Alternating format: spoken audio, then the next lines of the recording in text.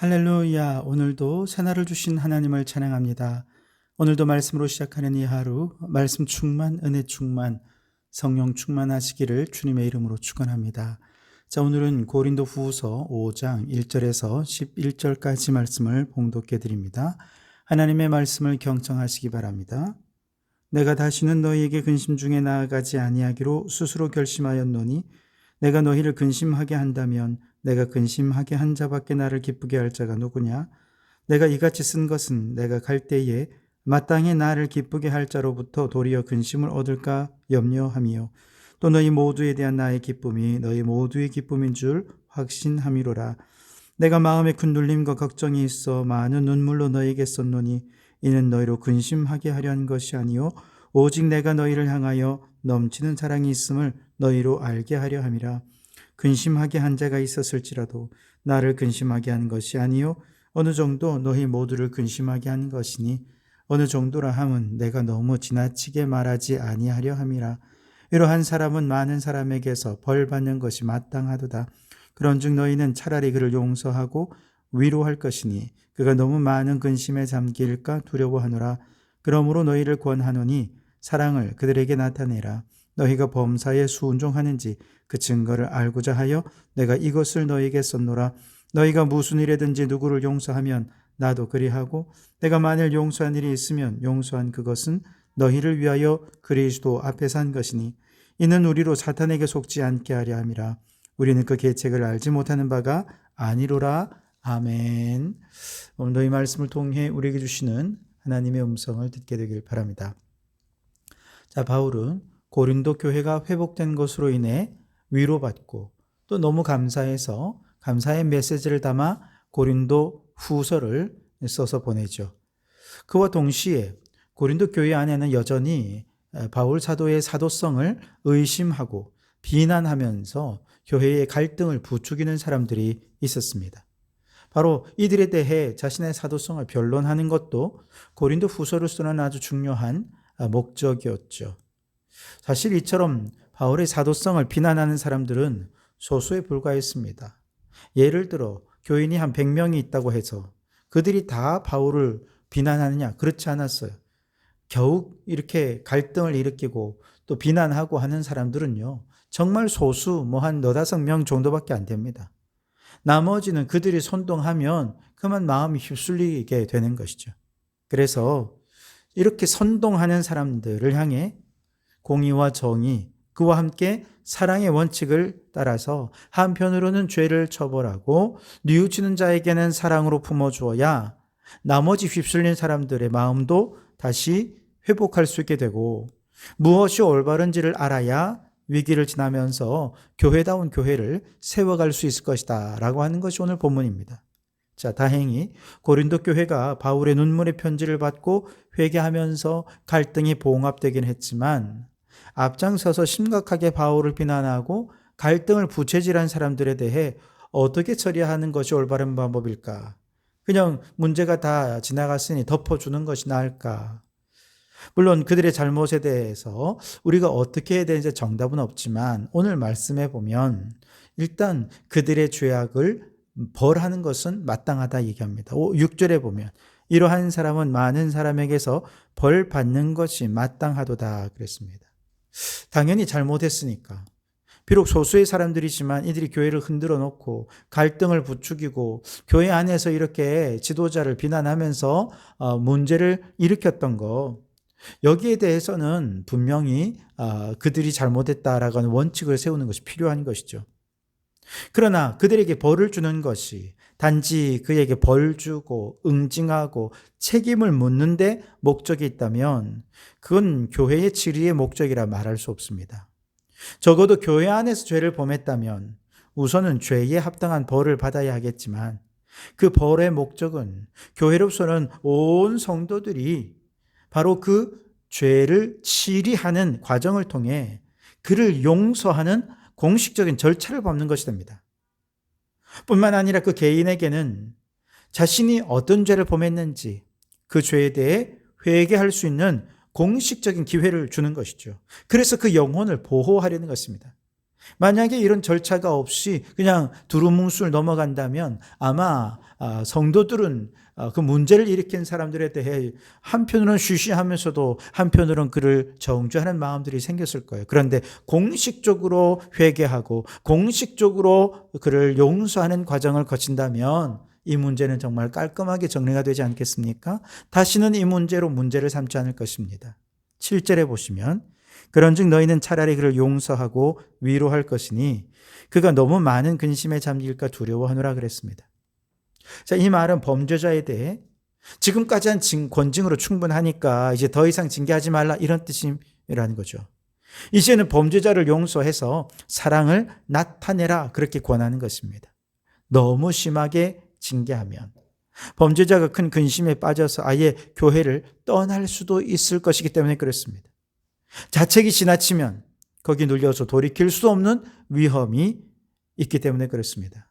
인간의 영혼을 파괴할 수 있습니다. 지나친 근심으로 침몰되면 다시 살릴 수 있는 기회가 없지 않겠습니까? 그래서 너무 많은 근심에 잠길까 두려우니 이쯤에서 징계를 멈추자라고 얘기하는 것이죠. 그리고 8절에 사랑을 그에게 나타내라고 하는데 사랑을 다시 확인시켜 주라는 것입니다.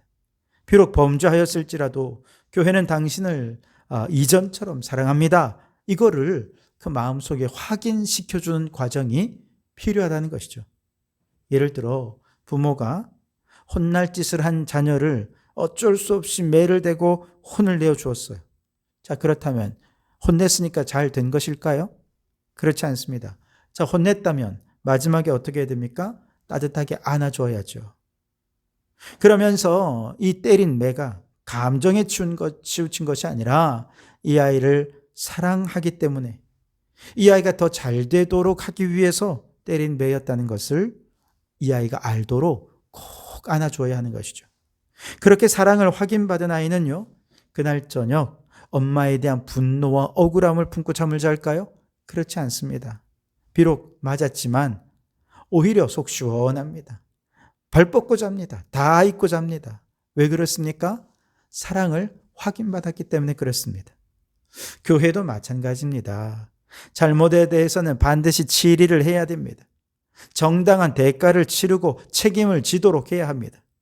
이것이 하나님의 정의요 공이죠. 그러나 거기서 끝나서는 안 돼요.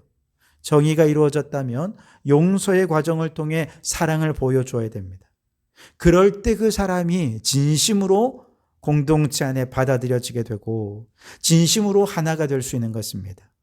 사랑과 정의, 정의와 사랑, 이것은 동시에 이루어져야 되는 것이죠. 이것이 바로 십자가인 것입니다.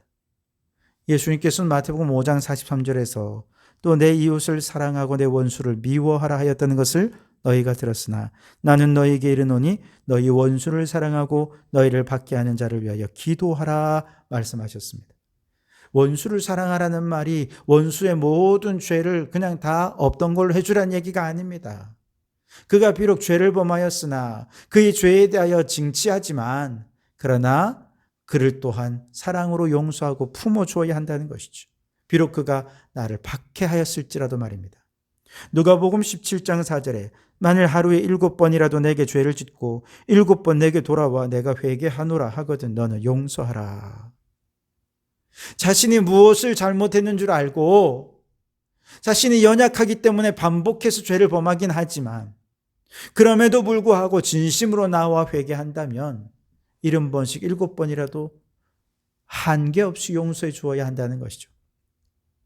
오늘 본문 10절에 너희가 무슨 일이든지 누구를 용서하면 나도 그리하고 내가 만일 용서한 일이 있으면 용서한 그것은 너희를 위하여 그리스도 앞에서 한 것이라 그랬습니다. 바울이 누군가를 용서한다면 그건 그리스도 앞에서 한 용서라는 것이죠. 그리스도 앞에서 용서한다. 무슨 뜻이겠습니까?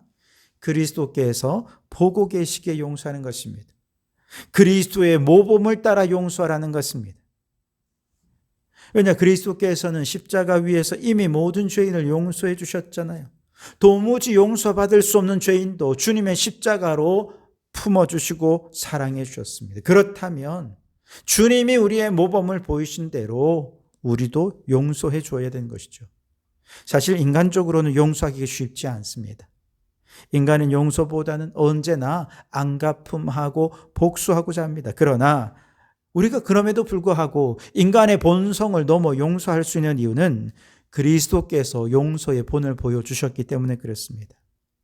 1만 달란트 빚을 탕감받은 자가 100데나리온 빚진 자를 탕감해 주는가? 주님께서 보고 계시는 것입니다. 우리는 도저히 용서받을 수 없는 용서를 받은 자입니다. 그런데 내게 작은 실수한 그 사람 용서하지 못한다면 예수님도 우리를 용서하신 걸 철회할 수 있지 않겠습니까? 그러므로 우리는 한편으로는 공의를 행하되 다른 한편으로는 용서해 줘야 됩니다. 용서란 선물을 주다, 은혜를 베풀다라는 뜻을 가지고 있습니다.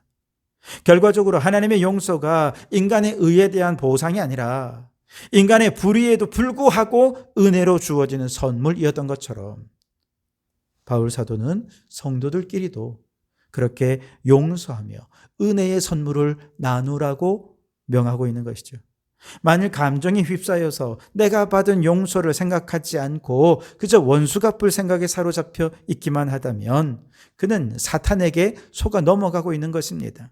11절에 이는 우리로 사탄에게 속지 않게 하려 함이라. 우리가 그 괴계를 알지 못하는 바가 아니로라 그랬습니다.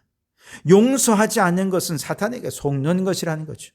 그래서 하나님께 속한 일은 사랑과 용서와 위로인 반면 사탄에게 속한 일은 증오와 반복과 분리입니다. 하나님은 우리에게 죄를 범한 사람까지 용납하고 위로하고 다시 사랑하게 하시는데 사탄은 우리로 하여금 반목하고 분리해서 다시는 사귐이 없도록 만들어버리는 것이죠. 많은 사람들이 이런 반목과 불화와 분리가 사탄의 괴계인지 몰라서 이 길을 행하는 걸까요? 그렇지 않습니다. 알지만 사랑과 용서의 하나님을 의지하지 않아서 내 안에 계신 성령님을 의지하지 않아서 여전히 그 길로 가는 것입니다. 그래서 교회가 권징을 빌미 삼아 범죄자를 용서하지 않고 심한 근심에 빠지게 하고 실족하게 한다면 누가 제일 좋아하는 것입니까? 사탄이 좋아하는 것입니다. 권징을 빌미 삼아 교회가 사탄에게 넘어가는 것입니다. 용서하지 못할 때 우리는 사단에게 속게 됩니다. 용서하지 못하는 것이 죄인 줄 모르고 속는 것입니다. 그러므로 여러분, 교회는 범죄한 자에 대해 책임을 묻되 마지막에는 어머니의 마음으로 품어주어서 그 사랑을 확인할 수 있게 해주어야 합니다. 징계가 다시 보복이나 감정에 따른 것이 아니라 회개할 기회를 주기 위한 사랑에 매였다는 사실을 깨닫게 해야 됩니다. 사랑은 회개와 용서를 통해 교회 안에 드러납니다.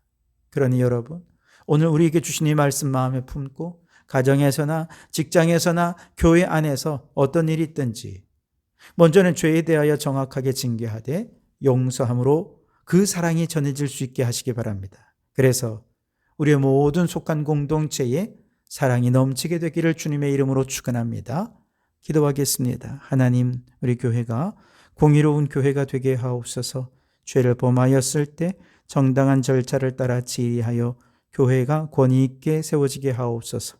그러나 지휘하고 징계하는 것으로 끝나지 않게 하시고 우리 교회가 사랑이 넘치는 교회가 되게 하옵소서.